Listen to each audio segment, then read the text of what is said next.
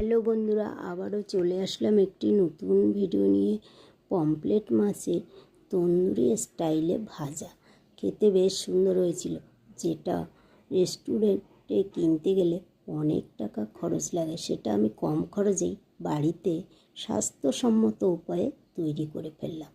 4টি পমফ্রেট মাছ নিয়েছি। পমফ্রেট মাছগুলো বেশ ভালো করে কেটে ধুয়ে পরিষ্কার করে নিয়ে একটা ছুরির সাহায্যে গায়ের উপরে কেটে কেটে দিতে হবে, যাতে মশলাগুলো ভালোভাবে ঢোকে। আমার মাছগুলো সব রেডি হয়ে গেছে। মাছগুলো একটা থালার মধ্যে নিয়ে নিলাম, কারণ মাছগুলো বেশ ভালোভাবে মশলার সঙ্গে মাখিয়ে নিতে হবে। সেই জন্য পরিমাণ মতো টক দই নিয়েছি ও আদার পেস্ট, ধনেপাতার পেস্টও নিয়েছি। ধনেপাতার পেস্টটা একটু বেশি দিলে মাছটা খেতে বেশ ভালো লাগে। আর সঙ্গে দিয়েছি থেতো করা রসুন, কাশ্মীরি লঙ্কার গুঁড়ো, হলুদ, লবণ, আর আগের থেকে রোস্ট করে রাখা 3-4 চামচ মতো বেসন দিয়েছি, কারণ মাছটা বেশ ভালোভাবে মাখিয়ে রাখতে হবে, যাতে মশলাগুলো মাছের সঙ্গে ভালোভাবে মাখো মাখো ভাব হয়ে আসে। আর পরিমাণ মতো সাদা তেলও দিয়ে দিতে হবে। আর টেস্টের জন্য তো এখানে গোলমরিচের গুঁড়ো দিলে খেতে বেশ ভালো হয়। ওর সঙ্গে ভাজা জিরে আর ধনের গুঁড়ো দিয়েছি।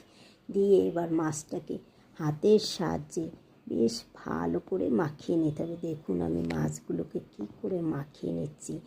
উল্টে পাল্টে বেশ ভালোভাবে মাছগুলো মাখিয়ে 1 ঘন্টা মতো রেখেছিলাম।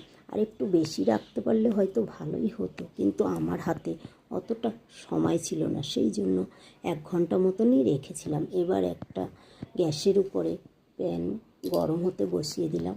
গরম হলে পরিমাণ মতো সাদা তেল দিয়েছি। এখানে আমি অল্প পরিমাণে তেল দেবো, কারণ মাছটা তো তন্দুরি স্টাইলে হবে, সেই জন্য একটু পোড়া পোড়া হলে খেতে বেশ ভালো লাগবে।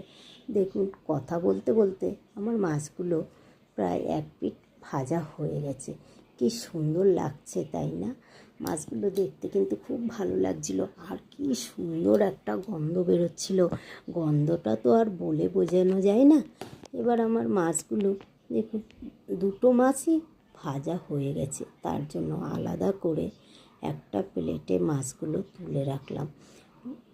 আবারও তাওয়ার উপরে আরও 2টো মাছ ছিল, সেই মাছ দুটো দিয়ে দিলাম।